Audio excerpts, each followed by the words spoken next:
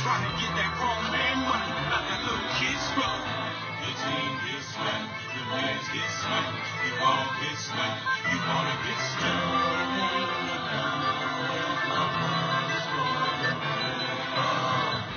Your team gets smacked, your mans get smacked, you all get smacked, you wanna get smacked.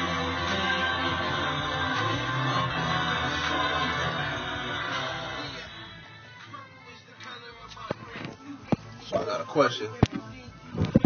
One of my followers over the weekend, and I get questions. Student athletes, NCAA, JUCO, high school, all the above. And so I got this question. And this question might take a few videos. I'll break it up. This might take a few videos to explain. It's a real serious question.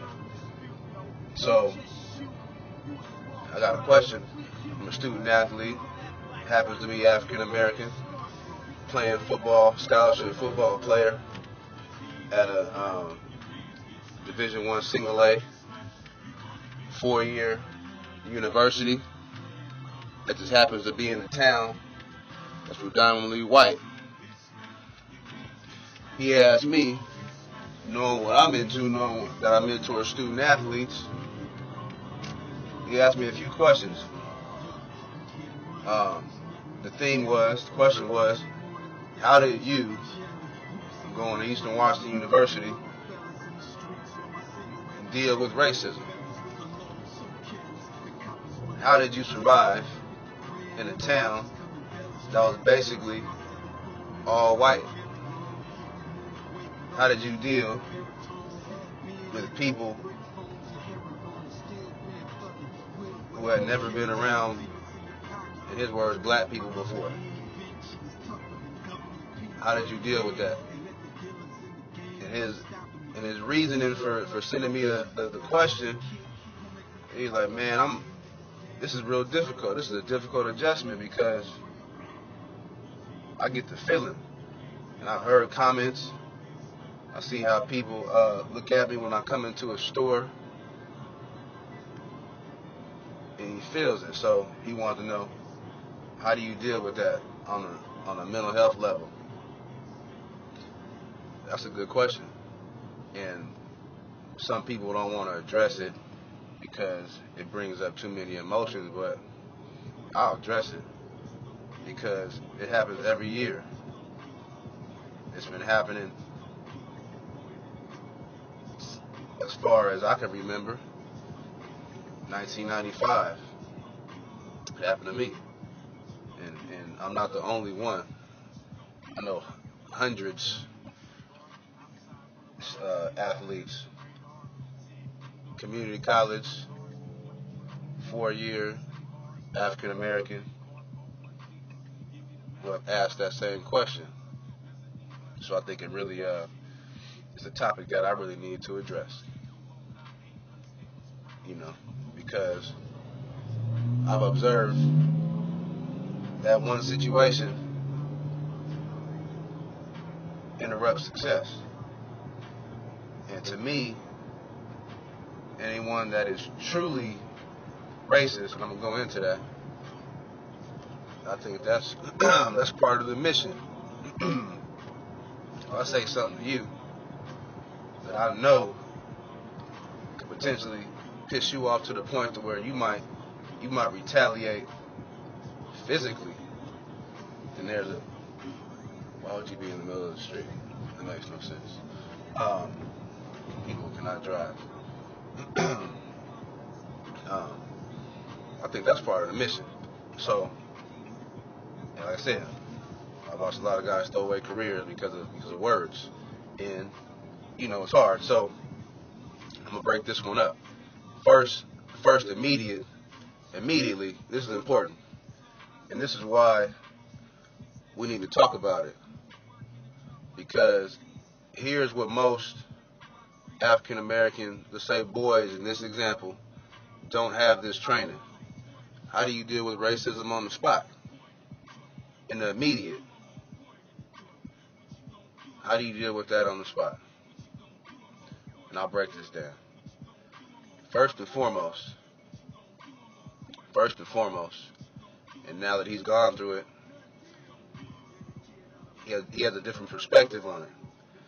First of all, understand this before we even get into what racism actually is, because I think people, have a different definition, which isn't true. You know, racism is all about power and who controls it, flat out. I'll go into that later. Immediately for this young man that emailed me, be cool. What does that mean, Damien? Be cool means take the word, whatever comment, and you be cool, you relax. You ever heard the term fake it till you make it? Act like it don't bother you. And I personally think it's okay if it does bother you. I mean, there's a long history. And it's proven. It's not even debatable. So anyone watching this film from whatever ethnicity, I won't say race, because there's really only one race. And I'm not talking about the human race either. And I'll explain that later. But be cool. Be cool, because that person, especially if it's intentional, they want you to react.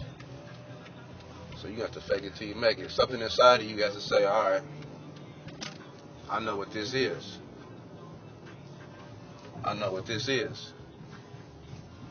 This person is trying to get me out of my element for a reason. It's just like the scenario. Whistle blows. You got two players on the opposite teams, fighting, pushing. You know how that goes after the whistle. The key is, you don't stop until the whistle, but as we all know that play this game, things happen after the whistle. Whether, who can see it?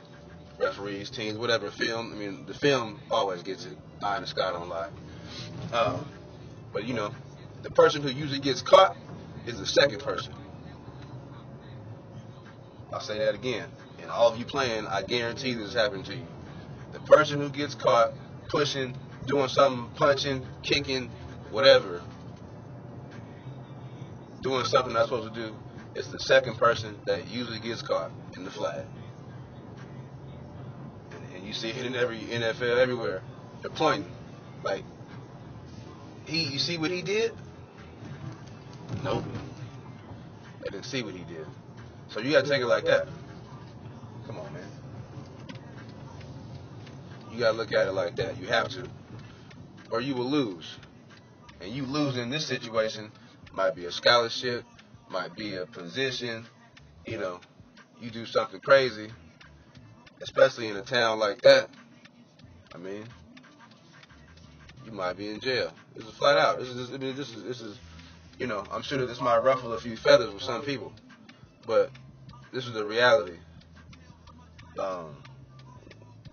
When it comes to ethnicities, there's no equal treatment, especially when it comes to power and who exercises power and who controls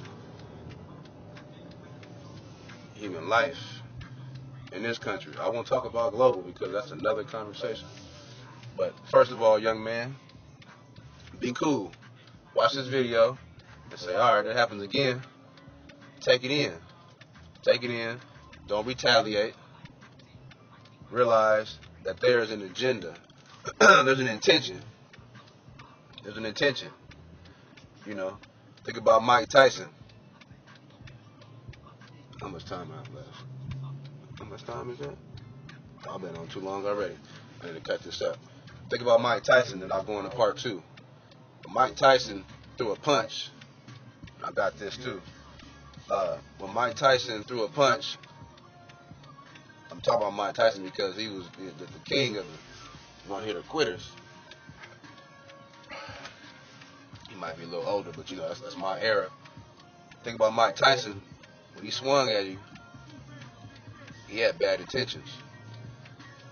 Watch his fights. YouTube him. He had bad intentions. Every punch was designed to kill, to hurt, bad, to make you want to quit. He made you want to quit before you stepped in the ring, so he had bad intentions with his punches. Designed to hurt, designed to destroy, which would help him win the game. Think about that. So go back to intentions. You have to be able to take a step back. You know, if you smooth, you can do it with a smile. I do it all the time. And then, you know, that could be a learning opportunity for that person. But the thing that you cannot do, I repeat, is get emotional. You get emotional, you know, you have a higher likelihood. There's a likelihood that you'll make a bad decision through emotions. Can't do that. We have to control our emotions in that. And it's sad that we have to do that in this country. But that is what it is. You know, we in the game. That's how it goes. So you have to adjust. But I'll go with the part 2 later. This is a serious subject because I guarantee I talked to, hundreds of student athletes who are African American. Same question. So I know it's something that needs to be addressed. And I also know that it's not being addressed within departments. I bet. I'd be willing to bet. This program has enough guts to do it. This program has enough guts to talk about race and racism. I'm sure it's a small group. It's alright. We'll change that. This is a Screamers Line and walkthrough. All of it.